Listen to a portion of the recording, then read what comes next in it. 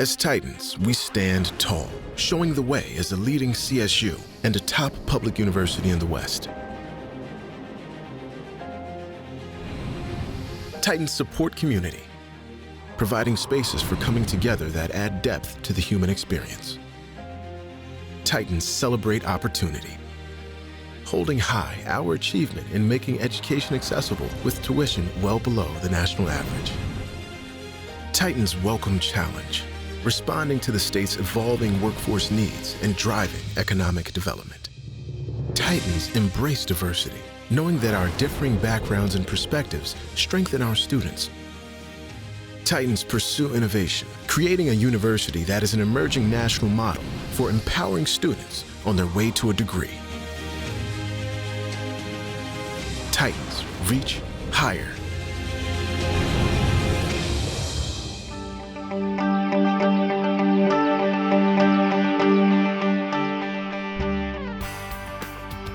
Hello, Titans, and welcome. My name is Marcus Reveles, and I'm your ASI Student Body President for the 2020-2021 academic year. I want to thank you for taking the time to join us for the CSUF Student Webinar, where we will have with us our new Vice President for Student Affairs, Dr. Oseguera, to answer questions about fall 2020 semester and what it'll look like at CSUF. Before we get into it, I quickly want to thank Titan TV and their incredible production team who made this webinar possible on short notice. With me, Skylar Soria, the ASI Student Body Vice President, and I want to turn it over to her for a moment. Thank you, Marcus. Just like you, I'm grateful to be here today to represent the student body. Like many of you, I too have my own questions, and I'm hopeful that they will get answered today. Yes, absolutely. Many of you are probably wondering how today came about and why now. Well, as I quickly touched on in the opening, the purpose of this webinar today is for us to get answers to questions that we may have about fall 2020 semester. Thousands of you have submitted questions to the university, and while President Virgie's message that he sent out had great information, we wanted to bring Dr. Oseguera to talk about the student experience. Dr. O started as VP at the beginning of July, and she now leads the Student Affairs Division on campus, which strongly impacts the student experience. Without further ado, let's welcome Dr. Oseguera. How are you, Dr. O? Hi, Marcus. Hi, Skylar. And hello to all the Titans watching. Welcome. I'm doing as well as I can expect in 2020, given all the stuff that's happening. I'm healthy and my loved ones are healthy, which I'm very thankful for. With that said, I know that COVID-19 has impacted a number of our Titans, and I want you to know that my heart goes out to every single person affected. The Division of Student Affairs is here to support you, whether it's through our Counseling and Psychological Services, CAPS, our Diversity Initiative and Resource Centers, DIRC, our Titan Well team, our Health Center, or any of our other departments on campus. We're here for you virtually throughout this pandemic. I also want to mention that we have a reentry leadership team, and they've been working daily to keep us in step with the dynamic situation brought about by the coronavirus. Change has been constant in life, and it's definitely noticeable as of late. I mean, for those of you watching this video on delay, information could be outdated by the time you actually watch it. So regardless, the health and safety of all of our Titans is of utmost importance, and that is one thing I want to emphasize throughout it all. Thank you, Dr. O. This time has been, well, interesting to say the least. And on behalf of ASI, we really appreciate these sentiments. Of course. And I know you have lots of questions to get to, but before we jump into them, I just want to say a couple of things if you don't mind. Yeah, go ahead. Thank you. This is, I think, the first time that most Titans will probably have seen me on video. And although I'm new to the vice president role here at Cal State Fullerton, the one thing that is not new is the fact that I'm all about our students. I've been on campus for 7 years, and the one thing that I can assure you is that my interactions and support for students will not change. Every single decision that I make is student-centered, and I strive to support our students now and support future generations of Titans. Every single student is important, each and every one. On a related thought, I also want to say that I'm an ally and an advocate for all of our Titans, and Black Lives Matter. I will do my absolute best to support all of our university's diversity, equity, and inclusion efforts to make our Titan community a supportive environment for all. Lastly, I just want to say that despite a temporary adjustment to our traditional in-person educational experience, this year is going to be special in many ways, and my student affairs team has been working really hard to make certain we continue to provide exceptional programs and services virtually. I also want to underscore how greatly I miss my time on campus. I miss our conversations in Dirk, our student organization events, especially Discoverfest in person was one of my favorites, our ASI live performances like the Nooners, and of course the Titan Market on Tuesdays, and our athletic events, and even the crowded elevators in McCarthy and LH. Just like you, I can't wait to return to campus. But before any one of us does that, we must consider the health and safety of all of our Titans. Thank you again, Dr. O. The student body really appreciates it. We're looking forward to working closely with you to support our fellow students. We can't wait to head back to campus as well. With that being said, let's hop into the questions. Okay, Dr. Oseguera, first question I have for you today is this. What will my class structure look like in the fall semester? Yeah, the university has identified 239 courses as essential, meaning those cannot be delivered virtually. So there will be in person. And at this time, the majority of our fall 2020 courses will be conducted virtually, consistent with the CSU Systems Directive. And our virtual classes will be offered in 3 different ways. So here's some examples to explain it. Synchronous. These courses have class meeting times listed in the dates and time section of the class schedule.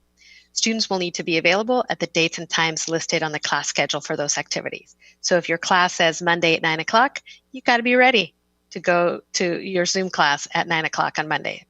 Asynchronous. These courses will list TBA under the days and times section of the class schedule. You're not required to be present for particular days and times for class instruction, which is great because that means you can take your class anytime you want, even in your PJs. Hybrid courses. These courses will list both meeting times and TBA under the days and time section of the class schedule. That means you will have a combination of synchronous and asynchronous activities. So you might have to be ready to go on your Zoom at 9 o'clock on Mondays, but you can probably do some of your assignments and some of the other portions of your class in your PJs at, 1 o'clock in the morning, eating some pizza, like I would. In addition, I have asked that our Associate Vice President for Student Affairs and Dean of Students to email all students who will have in-person classes prior to the return to campus to remind you of important health and safety guidelines by the campus. The guidelines can be found in our coronavirus website. And in fact, the website has also added some FAQs for students. So I encourage all students, and maybe to sit down with your parents or your family or your roommates, to visit the site and get as many of your questions answered. Interesting. How did the university decide which classes were going to be held in person?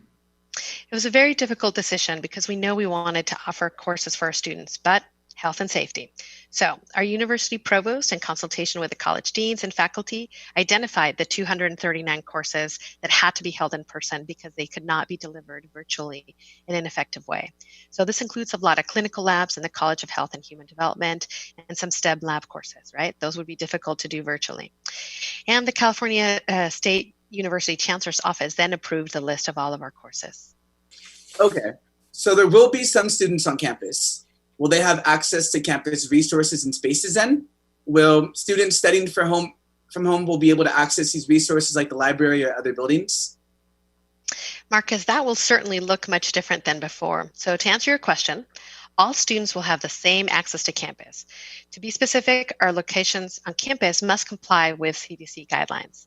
So, for instance, the first floor of the North Tower of Pollock Library will only be open to CSUF students and solely as a study area.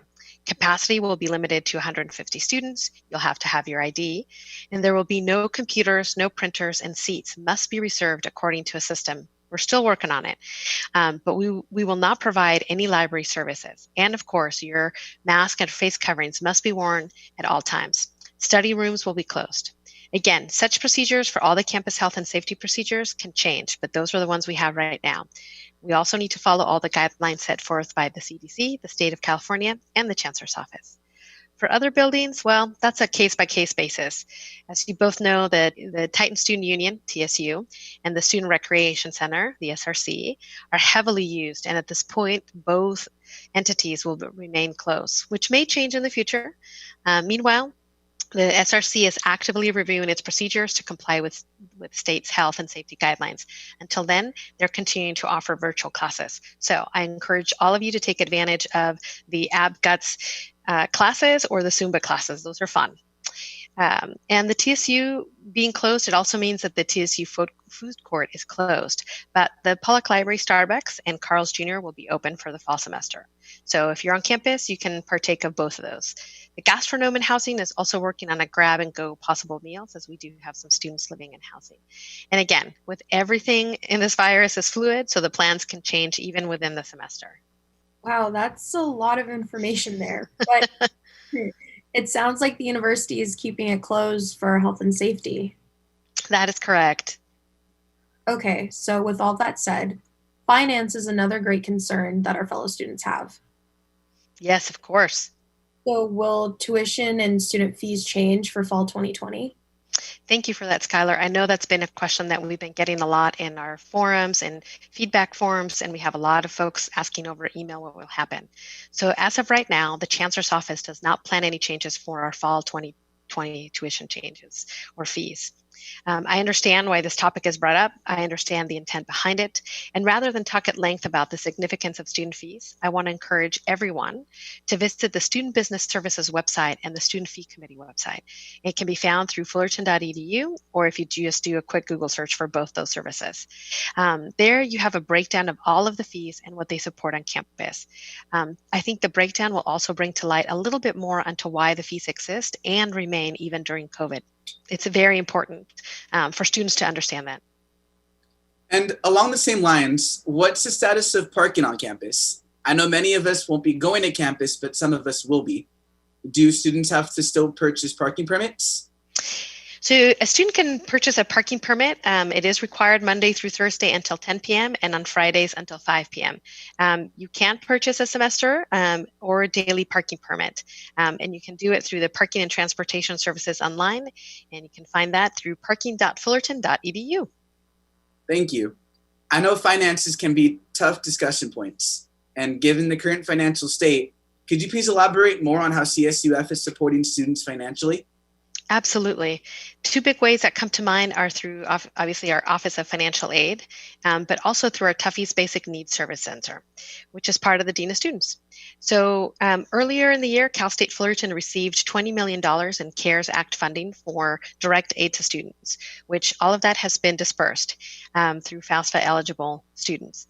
I also want to note that in this previous year, 2019-2020, the Office of Financial Aid and their staff worked extremely hard and awarded over $320 million to almost 28,000 students this year in response to COVID. And we also did an additional $10.4 million in state university grants to students at the onset of the pandemic. And we did an additional $1.2 million in additional grants to students. We know that the CARE Act wasn't covered for everyone, so we did have some funds available to our DACA students, our international students, and students who were through extended education to make sure that they also felt supported and had additional resources. For more information on finances and important financial aid deadlines or anything that you want to not miss, visit the Student Business Services website and our Office of Financial Aid. I also want to mention Tuffy's Basic Needs, our Tuffy's Basic Needs Service Center, which supports students who are housing and food insecure. Our Basic Needs Center staff can help with food, housing insecurity, facilitate meetings to determine CalFresh eligibility, and connect students to local food pantries where they live. Wow, those numbers are quite staggering. Thank you. I know that this situation is so difficult, but it's reassuring to hear that you and the administration are doing everything in your power to support students. On a similar note regarding support, a big concern that students have regards clubs and organizations. How does the university plan to approach and maintain a sense of community through a virtual platform? That is very important, and it really is at the core of what we do in student affairs. It's the Titan experience and student engagement. So as far as in-person gatherings go, the university, we have to adhere to the CDC recommendations and the state of California that have been laid out in response to COVID. So our Office of Student Life and Leadership is strongly encouraging all clubs and organizations to conduct virtual programming to engage both current and future members. Student organizations can continue their virtual engagement through Titan Link. You can go to fullerton.edu/Titan Link. And any interested student can use that search engine to look through a variety of student organizations, discover things that you like, look them up. It's pretty neat. And of course, for example, Discover Fest is still happening. It's going to be virtual, and it's to make certain that our students can promote their organizations to prospective students. So you'll still be able to find out which clubs you want to go to. There's some really great ones out there, so I hope people take advantage of it. Student Life also has virtual office hours to address questions from organization leaders, and make sure to re-register your student organization if you haven't done so already. As far as our other departments within the resources of student affairs, we have lots of resources to assist students for like our virtual career fairs, virtual orientation, virtual welcome activities. So I'm excited about those. We've put together a list of all of our virtual engagement support services on our website. So you can find a tab on there that lists all of our engagement. And we'll update it to reflect activities in the fall semester so you can understand how we're providing the co-curricular experience even virtually. So, and unfortunately though, just like professional sport leagues though, or performance-based endeavors like arts or concerts, there's going to be no in-person events currently happening on campus. Wow, and thank you for that. I really am going to miss going to the CSUF theater department shows and musicals. I've been going since my freshman year, and those are all just so great. I'm for sure going to miss going to those in the fall. Me too, Marcus. I've gone all 7 years. I've gone to their Christmas show, and I will absolutely miss it in person this year. So, same. There's other things on campus that I'm going to miss so much too, like just hanging out with my friends in the TSU. But I know eventually we're going to get back to that point in our lives. And speaking about getting back to that point in our lives, what will the COVID safety regulations and procedures look like on campus? How is the campus going to enforce the regulations like being 6 feet apart or wearing face masks? Do I have to come back to in-person classes if I don't feel safe? And what resources are available if I get infected? Will I be able to get tested on campus? Marcus, absolutely. The health and safety of all of our Titans and the continuity of good quality education is absolutely important. President Virgie mentioned that in his video. So to that extent, the university has created defined measures to help reduce the risk of infection from COVID-19. These measures are based on the guidance, of course, from the established public health authorities, as I've mentioned, the CDC, but more of that can be found on our Corona website. As far as the regulations go, right now, the California Department of Public Health issues a guidance requiring all Californians to wear face coverings when in public spaces to prevent the transmission of COVID. So you have to have one of these. And since we're a public institution and our campus and facilities are open, you must comply with the guidance. So I think you asked about contracting COVID and being on campus. So for the fall semester, the Campus Infectious Disease Response Team, I know that's a big name, has developed a process for students to self-disclose whether they've become infected with the virus. This will be an online form to complete on the coronavirus website. As a result, the student you'll be given appropriate health and safety information, and we'll be reaching out to any student, staff, or faculty member that may have been exposed. We will also provide academic support resources if you happen to be in isolation. And while we don't have testing on campus, we will direct students to proper places to get tested. I personally appreciate that the university is taking all these measures to keep us safe. What about the residence halls? Could you talk a little bit more about that and the decision to keep them partially open? Absolutely, Skylar.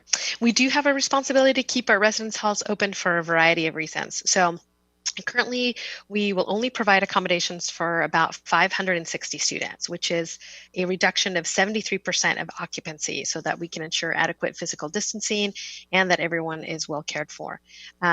So with on-campus housing being significantly reduced in consultation with our campus partners, the assignments for those students living there will be based on an individual student's needs for the campus housing.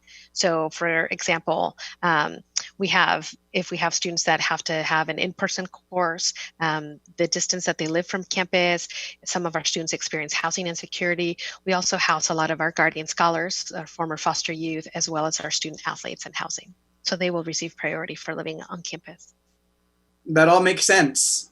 Now, I want to go back to something that you touched on earlier in this discussion, and that was about marginalized communities on campus. What is the campus doing to support marginalized communities during this time? And how are we pushing it back? How are we pushing back against xenophobia and other incidents of racism? Thank you, Marcus. I appreciate that question. It's more important than ever before that we take the time to educate ourselves and to understand our privileges and what we can do to fight racism. So to that extent, we have a Cal State Fullerton website called Titans Together, and it has some great information about efforts that Human Resources and Diversity Initiatives has been doing over the summer, as well as something that we're doing. So as part of that, we have a common read. We have a common book that we have asked people to read. So if you're interested, I encourage you to go to the Titans Together website. It has some information about it. For student affairs, we also have information about our plans of how we can do this together. So we will be launching a program for our student employees, for our student leaders, and for any student that wants to partake in those programs. We also have some education programs for our staff, because I believe it's important that we all take time to educate ourselves and to participate in different ways that we can. I know that I enjoyed seeing you at the downtown Fullerton Black Lives Matter protest. That's very important to me.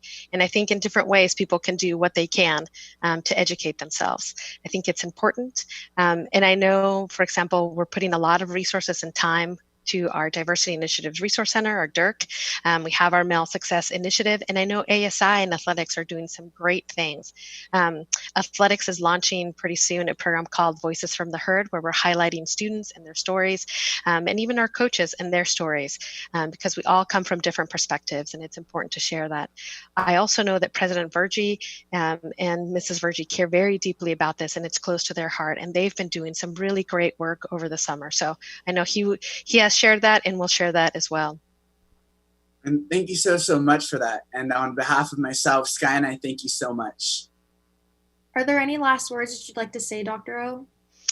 Thank you, Skylar. I appreciate it. And I appreciate you and Marcus doing this with me. So hopefully we can do it again, and maybe a different subject. It definitely is not the last time that you see me. I want to have more conversations on camera, and maybe in the coming weeks and months. But I know this has been difficult for everybody. Everybody was looking forward to being back on campus in the fall. And we hope that by doing so, by taking all these preventative measures, we'll be able to be back on campus in the spring. But please don't forget, get involved. There's lots of opportunities to be able to get connected to other Titans, to still meet new Titans, participate in all of your virtual classes. I know some of them will have, study sessions. So I think all of those things are great. At the same time, I want to make sure that everyone abides by the guidelines of the CDC, the state of California, and know that our plans can change. So continuously visit that coronavirus website. I think that'll be important.